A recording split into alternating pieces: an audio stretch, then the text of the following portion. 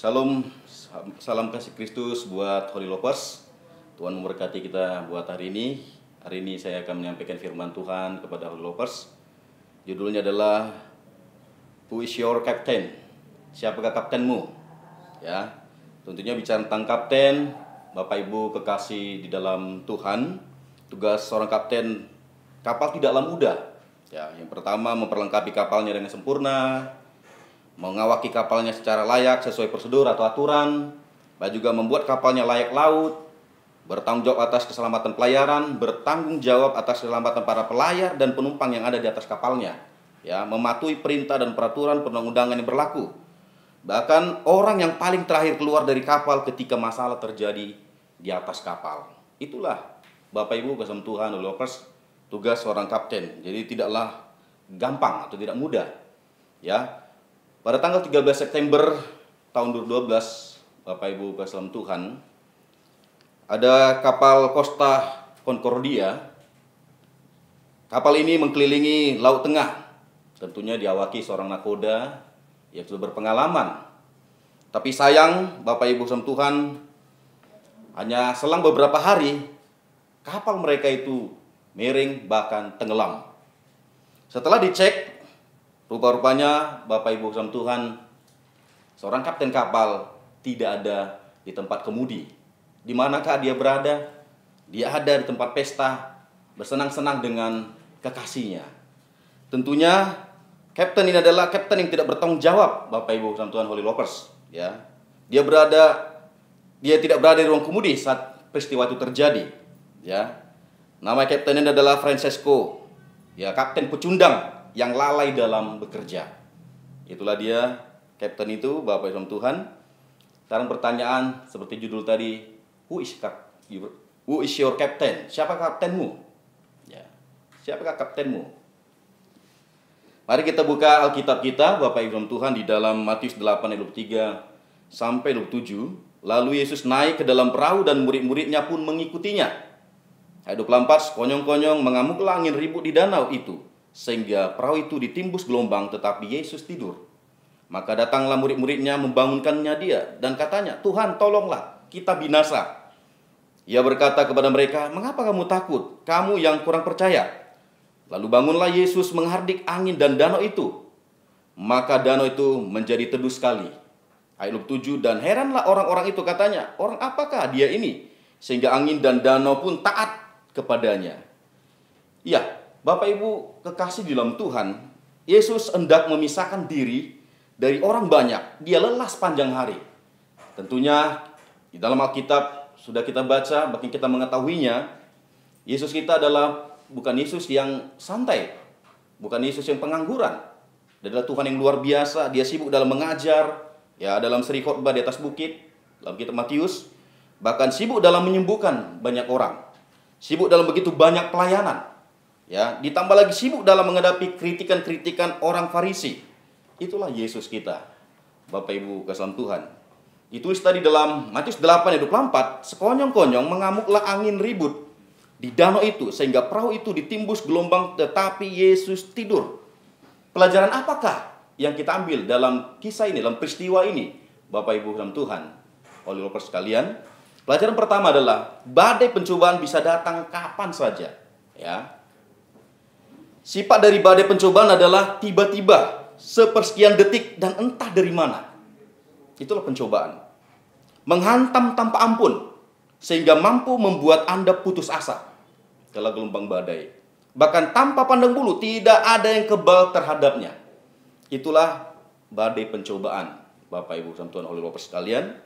Tentunya kisah-kisah di Indonesia kita lihat ada letusan gunung berapi, ada banjir, ya. Bahkan hari-hari ini yang hampir setiap hari kita lihat di berita adalah tentang pandemi COVID-19 yang datang tanpa diduga. Ya. Satu masalah belum selesai, masalah yang lain sudah datang. Surat PHK datang, orang yang kita cintai meninggal dunia, tiba-tiba orang yang Anda sayangi mengkhianati Anda. Ya. Krisis keuangan membuat bank menyita aset. Ya, banyak yang tidak sanggup menghadapi situasi ini, akhirnya putus asa, depresi, dan bahkan menyalahkan Tuhan. Oleh Lovers sekalian, ya. Sekarang pertanyaan, apakah Tuhan yang membuat pencobaan itu? Ya, dalam Yakobus 1 ayat 13 sampai 14 dituliskan dalam Alkitab kita, Bapak Ibu sama Tuhan, di ayat 13, apabila seorang dicobai, janganlah ia berkata pencobaan ini datang dari Allah. Sebab Allah tidak dapat dicobai oleh yang jahat, dan dia sendiri tidak mencobai siapapun. Ayat 14, tetapi tiap-tiap orang dicobai oleh keinginannya sendiri, karena ia diseret dan dipikat olehnya. Jadi, Bapak Ibu Tuhan, Holy Lopers sekalian, bahwa pencobaan itu bukan berasal dari Tuhan. Ya, tapi puji Tuhan, dalam 1 Korintus 10 ayat 13 juga diterangkan dalam Alkitab kita, bahwa pencobaan-pencobaan yang kamu alami ialah pencobaan-pencobaan biasa, yang tidak melebihi kekuatan manusia. Sebab Allah setia, dan karena itu ia tidak akan membiarkan kamu dicobai melampaui kekuatanmu. Pada waktu kamu dicobai, ia akan memberikan kepadamu jalan keluar, sehingga kamu dapat menanggungnya. Jadi, Bapak Ibu kekasih dalam Tuhan, Holy Lopers sekalian, saat pencobaan datang, Tuhan berjanji Dia akan memberikan jalan keluar kepada kita, sehingga kita mampu untuk melaluinya, untuk menghadapinya. Tuhan memberikan solusi-solusi terbaik kepada kita sekalian. Itulah pelajaran pertama. Pelajaran kedua, Bapak Ibu kekasih Tuhan, adalah jangan andalkan kekuatanmu saat engkau menghadapi badai pencobaan. Ya, siapa sajakah orang yang berada dalam perahu tadi yang sudah kita baca dalam ayat nas kita tadi? Ya, di situ ada Petrus, ada Andreas dan murid-murid yang lain. Dua orang ini adalah orang-orang yang ahli dalam kelautan. Dulunya mereka adalah seorang nelayan. Ya, mereka biasa hidup di danau, mahir mengemudikan perahu dengan selamat meskipun melalui angin ribut. Ya, tidak menggunakan kompas, namun tahu di mana jalan pulang. Itulah kehebatan murid-murid Tuhan Yesus ini. Terlebih adalah Petrus dan Andreas, seorang nelayan. Namun malam itu, Bapak Ibu sama Tuhan Allah sekalian, mereka tidak bisa berbuat apa-apa saat terjadi yang ribut. Jadi banyak orang yang mencoba untuk menghadapi masalah dengan kekuatan sendiri, ya. Dan ada akhirnya gagal dan selalu kalah karena mereka lupa ada Tuhan yang mampu menolong mereka. Ya. Itulah pelajaran kedua, Bapak Ibu Tuhan. Pelajaran ketiga, walaupun Yesus di dalam perahu, bukan suatu jaminan bahwa hidup kita tidak akan mengalami badai pencobaan. Itu pelajaran ketiga. Tadi dalam Matius 8:3b dikatakan, tetapi Yesus tidur. Yesus tidur. Tidak ada orang yang kebal terhadap pencobaan di dunia ini, Bapak Ibu sama Tuhan. Ya. Bahkan di dalam Alkitab kita melihat Ayub, seorang yang saleh, namun diizinkan Allah kehilangan hartanya dan terkena penyakit dalam sekejap. Itu Ayub, seorang yang saleh. Yusuf, seorang yang jujur, setia dan takut akan Tuhan, juga menghadapi pencobaan. Ya. Bahkan Tuhan kita Yesus Kristus, juru selamat kita, adalah Tuhan yang tidak pernah berbuat dosa, namun menghadapi pencobaan. Ya. Allah tidak pernah berjanji jika kita mengikut Dia, maka kita tidak akan menghadapi masalah atau pencobaan, Bapak Ibu sama Tuhan. Tetapi Allah berjanji kepada kita, di setiap pencobaan yang kamu hadapi, Aku akan selalu ada bersama dengan. Itulah janji Tuhan. Dia adalah Immanuel kita, Tuhan yang selalu menyertai kita. Itu janji Tuhan pada kita. Bahkan dalam Roma 8 ayat 31, Bapak Ibu Tuhan, dikatakan, sebab itu apakah yang akan kita katakan tentang semuanya itu? Jika Allah di pihak kita, siapakah yang akan melawan kita? Tidak ada yang bisa melawan kita kalau Tuhan ada di pihak kita, Bapak Ibu sama Tuhan, Holy Lopers sekalian. Itu pelajaran ketiga. Pelajaran keempat di dalam mas ini, Bapak Ibu sama Tuhan, adalah panggil Yesus maka Ia akan menolongmu. Panggil Yesus maka Ia akan menolongmu. Dalam Matius 8 ayat 25-26, maka datanglah murid-muridnya membangunkan Dia. Murid-muridnya yang di perahu tadi membangunkan Yesus, ya, yang sedang tidur. Ya. Murid-murid itu akhirnya menyadari bahwa keahlian, kehebatan, kepintaran mereka tidak dapat memberikan keselamatan bagi mereka. Ya, dan pada akhirnya mereka datang kepada nakoda kapal yang sesungguhnya, kapten yang sesungguhnya, kapten yang luar biasa. Dan mereka berkata, Tuhan, tolonglah kita binasa. Apakah Yesus tetap tertidur? Bapak Ibu, bersama Tuhan, Holy Lopers sekalian, belum pernah ada satu jiwa pun yang berseru-seru dilalaikan oleh Tuhan Yesus Kristus. Kristus boleh saja sibuk dengan begitu banyak pekerjaannya di dunia ciptaannya di dunia ini. Namun saat Anda berteriak minta tolong, Dia tidak akan pernah menutup telinganya. Dia adalah Tuhan yang maha mendengar setiap seruan doa kita, Bapak Ibu dalam Tuhan. Ada dua hal yang Yesus tegur saat Ia bangun, Bapak Ibu dalam Tuhan, Holy Whoppers sekalian. Yang pertama, murid-muridnya Dia tegur. Yesus tidak marah karena mereka membangunkan Dia. Namun Yesus marah karena ketakutan murid-muridnya. Yesus menegur murid-muridnya dengan keras. Dikatakan, mengapa kamu takut? Jadi yang Yesus tegur, Bapak Ibu dalam Tuhan, adalah murid-muridnya karena ada rasa takut.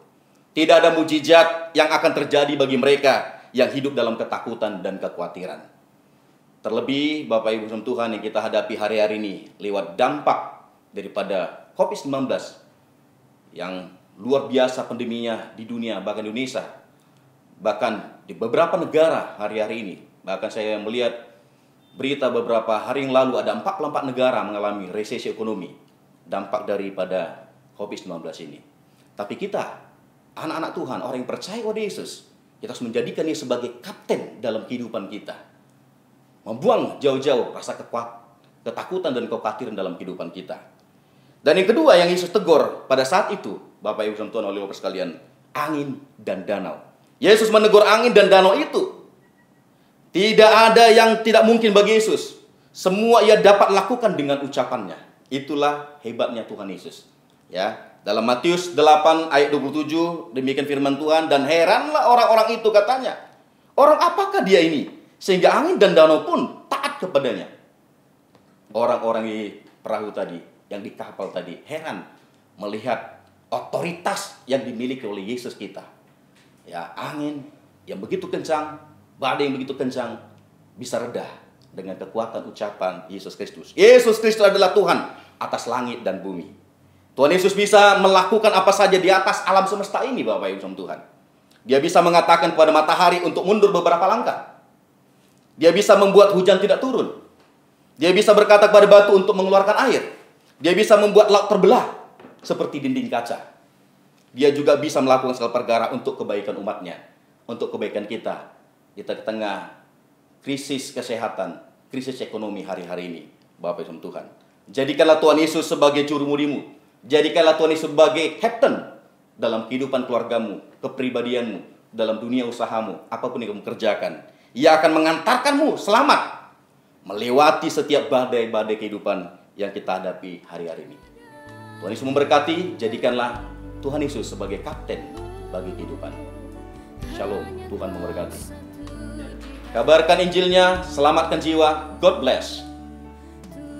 Holy Lovers, jangan lupa untuk like, share, komen, dan subscribe channel ini. Tuhan Yesus memberkati.